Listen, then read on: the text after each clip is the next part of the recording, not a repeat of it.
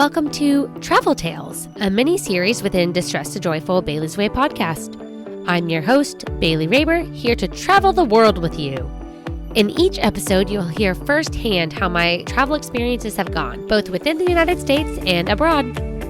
Together, we'll discover new cultures, learn about a variety of new places for you to go out and explore, bring light to how I navigate my bipolar disorder while traveling, and, most importantly, we'll have fun. You'll leave each episode stocked full of exciting new ideas, interesting information, and feeling like it's time to hop on a plane. So come on, friends, let's start exploring.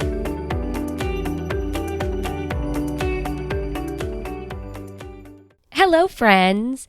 Let's go ahead and get started with day 5 of our trip to India. This is called Celebrating Holi because we celebrated Holi. So let's go ahead and dive in, and then you'll get to learn what Holi is if you don't already know. So we woke up pretty late this morning after getting some well-deserved rest following all of the travel and adventure surrounding our recent trip to the Taj Mahal. As I was slowly coming to, I noticed a sound coming from below that was much different than I'd heard on previous mornings in Mumbai. Moni promptly reminded me that today is Holi. Excitement began to fill my body as I realized that today is the day that I finally get to play Holi, and in India for that matter. The morning was pretty slow moving as we didn't have plans to go play Holi until early in the afternoon. So I spent most of the morning watching the people of Tanvi and Jigger's apartment community celebrate, sing, dance, and play in the colors of Holi down below. Their third-story balcony was positioned perfectly for me to gaze in awe at all of the fun, steadily creating an irresistible desire in me to go and join them. In hindsight, I probably could have just walked down there and joined them as well, since Indian people are typically very warm, welcoming, and friendly, but instead I continued to just curiously watch from above.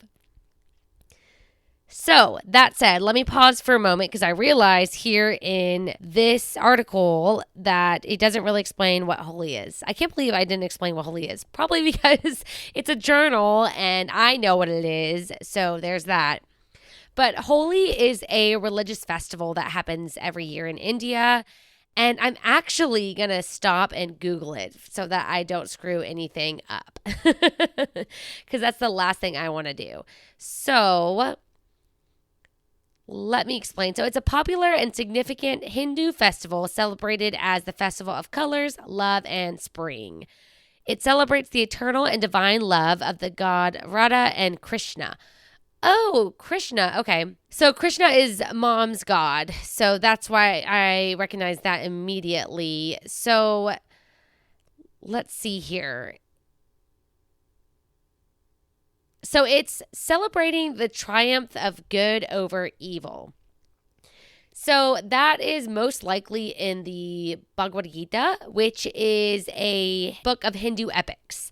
I have not read it yet. I actually have it on my shelf. I'm pointing towards my bedroom because it's on my shelf of books to read. I believe Mom gifted me that one. I don't think I bought that myself. I'm pretty positive she gifted it to me. And I'm excited to read it. And that's going to help me really understand these festivals a lot more. But Holi is really known for the playing of the colors. And what that is it's basically like powders, right? So if you've ever done one of the color runs here in the United States, then you'll completely understand because it's kind of a similar concept. But it's just powders that are colors, and you throw them on people. And you just have fun with that. And everybody is just having a good time dancing and singing and eating. And it's a national holiday for most people. Most people are off. And so it's just a day of fun and celebration and just a reminder of like the triumph of good over evil. So with that said, let's talk a little bit more about my experience getting to play Holi, which is what they call when you throw the colors on each other. They call that playing Holi. So if I say that, that's what I mean. We're throwing colors.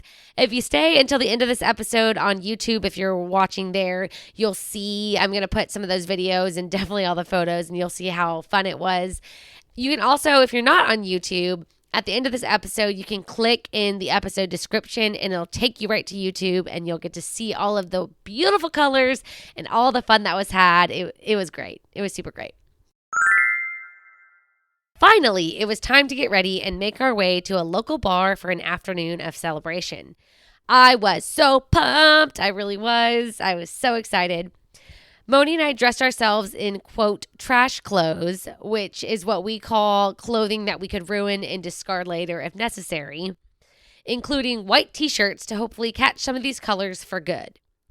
Spoiler alert, the color did not stick forever like I'd hoped, and I actually later learned in my fashion textiles class that this is because the powdered pigments that we were throwing on each other, they must be combined with a chemical in order for it to actually permanently dye our t-shirts. It was such a bummer. I was so sad when I realized that the color just washed away when we got in the shower with these clothes on. I was like, damn, what the hell? I thought these were dyes. They're not. In order to dye things, it's a chemical reaction involved, and we did it safely with these powders and water, so no issues there, guys. I actually asked my professor that. I did. I was like, wait a second. He was like, no. If there's no chemicals, it's fine. And I was like, okay, good. So due to the bar being pretty close to Tanvi and Jigger's place, we all walked instead of bothering with catching a ride in an auto. So the usually jam-packed and busy streets were empty as it was a national holiday, which felt both odd and confusing. As we approached the bar, I began to hear the loud roar of festive music and my excitement intensified. When we finally made it to the entrance, there were people, quote, guarding the door who checked for our reservation, and then they gave us wristbands to wear, which signified that we had paid our ticket to attend. Upon entering, I immediately noticed the buffet table to the right, which is why the wristbands were necessary. We secured ourselves a large table on the patio for the 6 of us to gather around, as the inside was completely packed and also super fucking loud, like ear-deafening loud. So the area inside also contained a dance floor, which was crowded with happy patrons dancing the day away. All of this was quite overwhelming at first. Mona grabbed my hand and led me onto the dance floor to help me get into a more festive mood. I found it to be loud, way too crowded, and hot as fuck, y'all. 3 things that can often overwhelm me individually, so the combination of these created much more intense feelings of frustration. And Moni could actually see this building within me because he's an amazing fiance and I love him so much.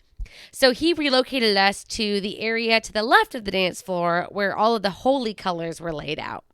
And this instantly lifted my mood as I had been wanting to play Holi since I first learned about this Indian holiday back in 2020. Now, the real fun can begin.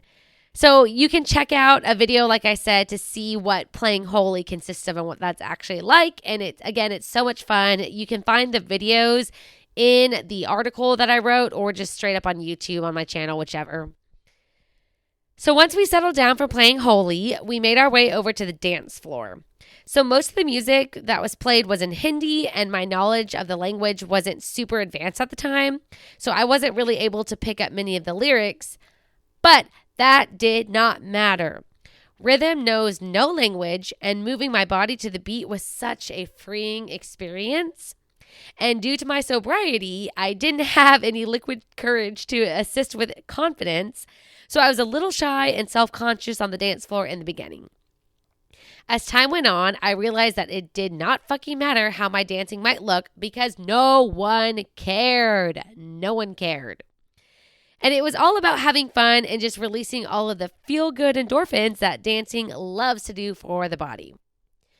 After spending quite a bit of time on the dance floor, most of us needed a little break and some of us needed another beer.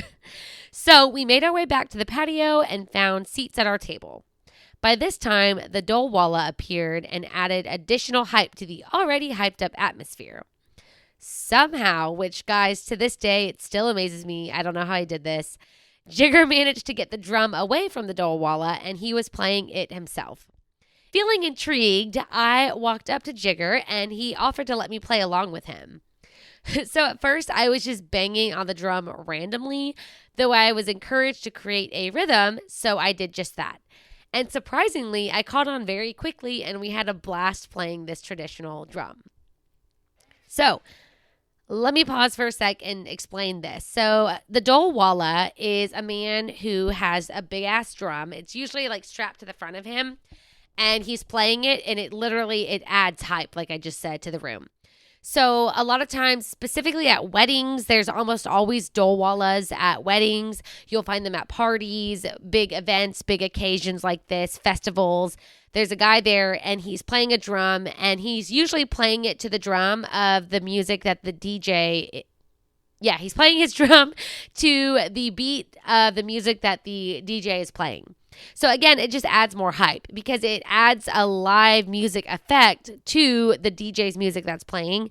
And I would assume it's a lot cheaper to just add a dolwala to the DJ instead of trying to get a live band.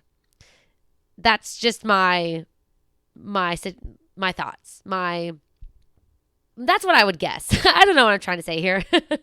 I also wonder, now that I think about it, so in the US, we have bands all the time. We have cover bands. We have, garage bands. We've got high school kids doing bands, college kids doing bands, adults doing bands. You got bands everywhere. You can easily find yourself a cover band to play for your wedding, your event, your festival, whatever you're doing. I wonder if that's the case in India. I really do, because I don't know that any of Monish's friends are in a band. I don't know that any of his family is. I don't think I've ever heard of anyone being in a band of all the Indian people that I know. And I know a lot of them.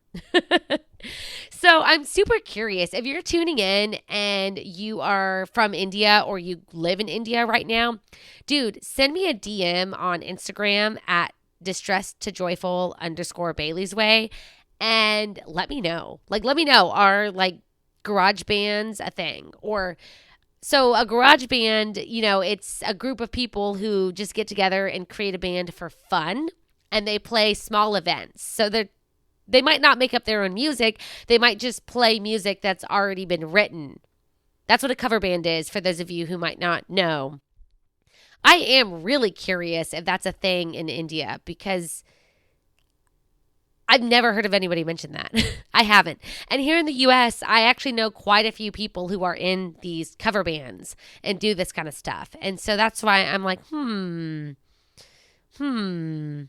So yeah, or if you're on YouTube, just drop a comment on this exact video and let me know, because I'm so curious.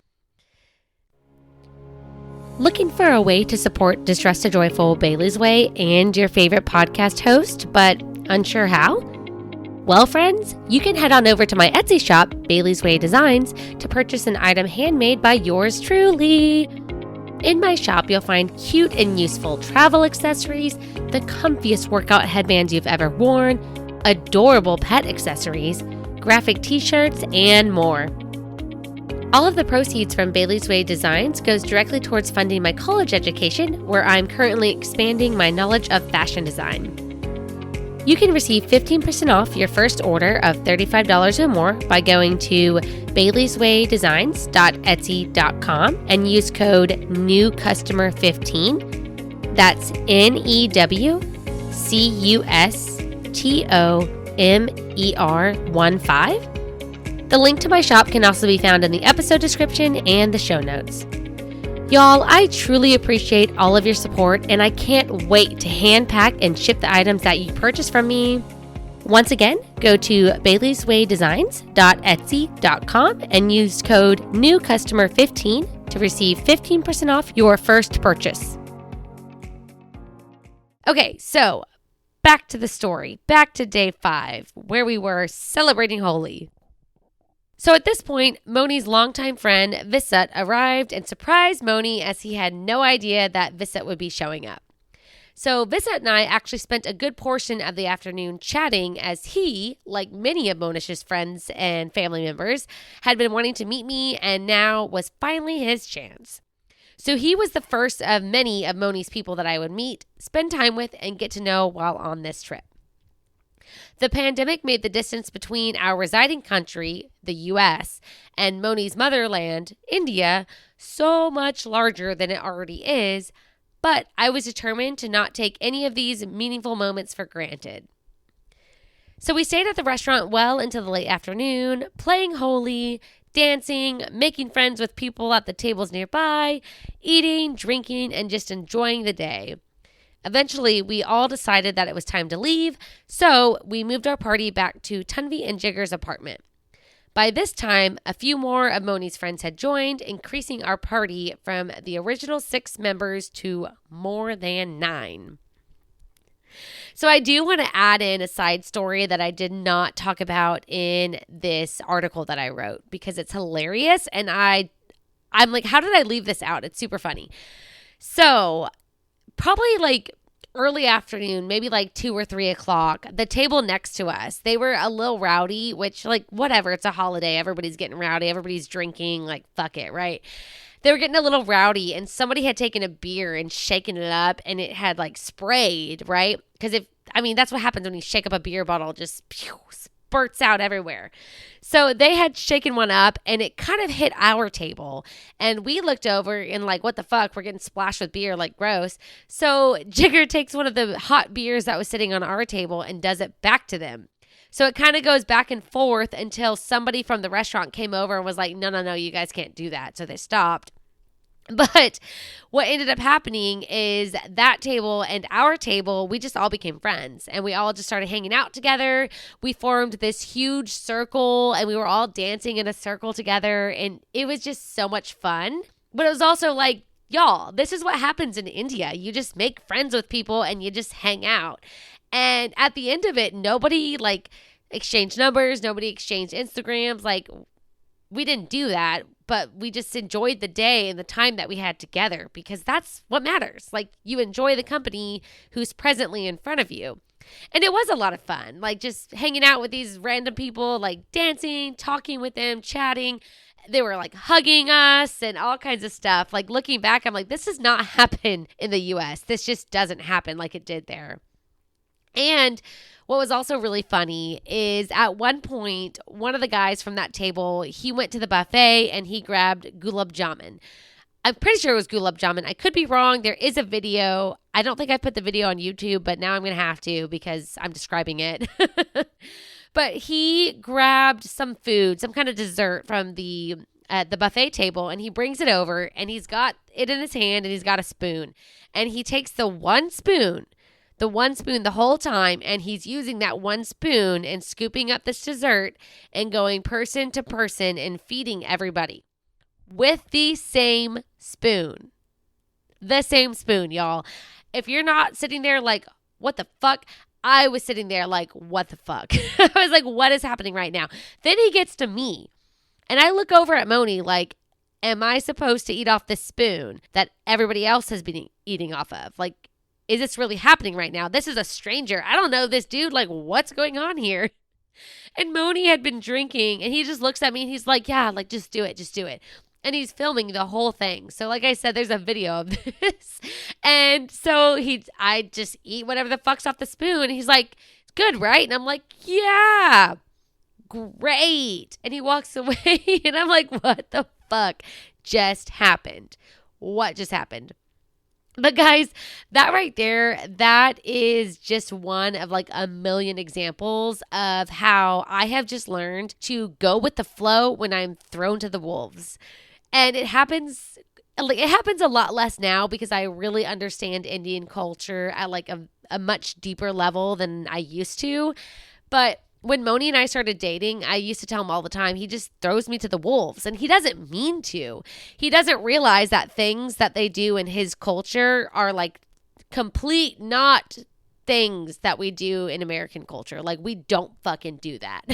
So for example, when I met his friends for the first time, I met his 4 best friends. They've all been friends since, they were 7 years old. We went to Louisiana and it was Nashir's birthday. So it was Nashir and his wife Poonam and my pa was there and Chintu was there and Chintu's friend was there. And this was right before the pandemic, y'all. And we show up and his birthday was the next day. And so we stayed up until midnight. Everybody stayed up till midnight so that we could celebrate midnight, which is when his birthday starts. And that's a huge thing in Indian culture.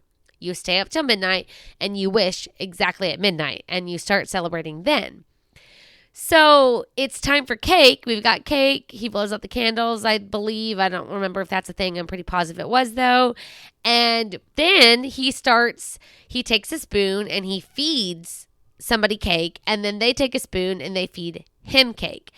And this is going between everybody. Like, he's feeding a bite of cake to every person in the room, and they are right afterwards feeding him a bite. Y'all, we do this at weddings in the U.S. Like, the bride and groom feed each other cake, and that's it. Nobody else does this shit. We do not do this at birthdays. This is not a thing. So then it was my turn, and I'm like, I just met this guy 2 hours ago when we arrived. And now you're feeding me cake? This feels real intimate since we only do this at weddings here in the U.S. Like, what is going on? And I just went with it because I'm like, well, like, everybody else is doing it. So this must be, a typical thing that happens in this culture. So fuck it. Let's just do it. And again, those are just two examples of like a million different things that I've just been thrown to the wolves. And I'm just like, whatever. And I really do truly think that is part of why Moni and I work so well, because I've been put in situations that he doesn't know are not typical situations here in the U.S. And I just go with it because I love to experience new things and I am open to understanding and experiencing new cultures. So it's never really been an issue. There's never really been anything that I've been freaked out about. I mean, I say that now. I should probably knock on some wood. Hold on. There we go. I'm about to go back to India in December. Let's make sure I don't jinx myself, especially since I'm going for my wedding. But yeah, so that's just a little funny story and a side note I wanted to throw in because we're experiencing Indian culture in these articles that I'm relaying to you guys. And it's fun. It really is. It's fun. But again, that's why he and I work, because there's a lot of Americans who, if they were put in these shoes of mine, they would freak out. Like, I can think of people I know on the top of my head who would freak out and say something or like back up and be like, what the fuck's going on? Whereas I'm just like, okay, whatever.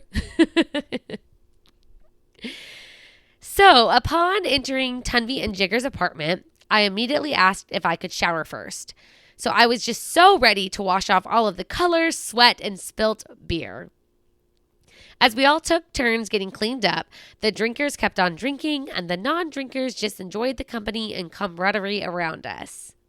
As dusk grew, I mentioned that I wanted to go check out the rooftop terrace of the apartment complex. So the entire building contains a total of 22 floors, which I was so mesmerized by because they technically live in the suburbs of Mumbai. So the suburbs in the U.S. contain nothing of this sort. We do not have giant buildings like this that people live in. We don't. I grew up in the suburbs. We didn't have this. So it's also important to note that in India, they call the first floor the ground floor, and then the second floor is the first floor. And then they just count upwards from there. So when I first asked how many stories this building contains, I was told 20 floors because the ground floor and the rooftop terrace were not included in that count. So starting from floor 1 all the way up to floor 20, you're not counting the ground floor, which nobody lived on the ground floor at their apartment complex. That was all like parking. And then they have the rooftop terrace, which is also not counted. So that's how I got 22, because I'm like, wait, 20, and then we get in there and I hit 21 for us to get to the terrace. I'm like, this doesn't make sense. So all of us, quote, young people, and by young people, I mean everybody excluding mom and dad, we all hopped into the elevators and made our way up to the terrace so that we could watch the sunset. Y'all, it was so beautiful. And while we were up on the terrace, I found a ladder where we could climb up and catch an even more elevated view of the city, which I love. I love climbing on shit. And so I was the first person to climb on up. And soon after, pretty much everybody else followed me up there. Not everybody. There were some people who just stayed down there. So climbing up was super easy, but climbing down, not so much. It was a little terrifying, but 1,000% worth it to get to see an additional view up there. We spent the rest of the evening hanging out at the apartment with the family and friends. Mom and Dad needed to wake up early to catch their train to Baroda in the morning, so things settled down a bit early. Moni and I are planning to stay in Mumbai with Tanvi and Jigger for one additional day, and then we're going to catch a train to Baroda the following day. So I was super excited for this because it would be my first ever official train ride, and I will finally get to spend time at the home that Moni grew up in. The end. Just kidding. There's obviously more days to come. But real quick, I do want to show you guys my piece of Mumbai, which, I mean, y'all can see this one on YouTube right here in the back. That one I already showed previously on the Exploring Mumbai, which I believe was day 2. Yes, it was day 2. Or no, it was day 1, part 1. That's what it was. So this here is a magnet of Mumbai, and on the magnet is actually a place that we're going to visit in day 6. So this place is the gateway to India, I believe. If I'm wrong, sorry in advance, but you'll find out in the next episode of Travel Tales. But yeah, so Moni actually had this magnet, and he brought it with him to the U.S. from before he and I were even dating. Like, this is pre-2017. It's been on our fridge for a long, long time. And I've actually been here now to both Mumbai and the place shown on the magnet, which is really cool. And it's one of, I believe, let me see. We've got 1, 2, 3, 4. We have 4 magnets from India. So this is one of 4. The other 3, I'm like, hold on, I'm like looking over there to make sure. No, it's just 4. Because there's 2 on the fridge right now, 1 in my hand, and the Taj Mahal one is broken. I still can't find, I had these extra magnets hanging around, and of course I can't find them now to glue it on the back to stick it on the fridge. Yeah, so there you guys have it. Celebrating Holi. It was a super fun day. It was... Guys, when I look back at this day, I just feel love and warmth and happiness. I really do. It was just such a beautiful day. It was messy. It was crazy. It was dirty. It was sweaty. It was all of that. The colors were everywhere in my hair, on my face. Moni had some blue stained on his face for a day afterwards. Dad's face was stained for a day or 2 afterwards. But it was a lot of fun, and it just felt so amazing to be with family and friends and just have a good time and celebrate a holiday where nobody got upset, where nobody was crying afterwards, like nobody got in trouble. Like growing up, my family could never celebrate a holiday without somebody getting in trouble. Like I cannot remember a single holiday where there were no tears, nobody getting mad, nobody getting upset, nobody getting sent to their room or getting in trouble. I really can't. And it's really sad. It's really sad that that's the household that I grew up in, because over here in India, that was not the case at all. And this holiday is a very special holiday in my heart now, because celebrating it for the first time over there with my new family, it was so beautiful.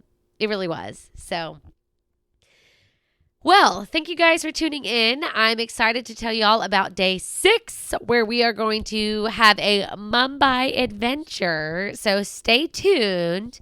But until next time, take it easy, stay grateful, and be joyful. Bye.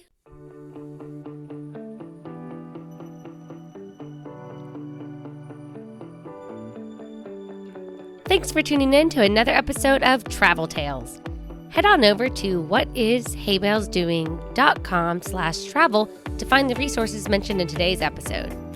You can watch this episode for free on YouTube, complete with a bonus slideshow of photos and videos from this trip. If you enjoyed this episode, please leave a rating on your favorite listening platform or write a review on Apple Podcasts. Also, don't forget to hit the subscribe button to stay up to date on new episode releases. See you next time for another great adventure. Bye!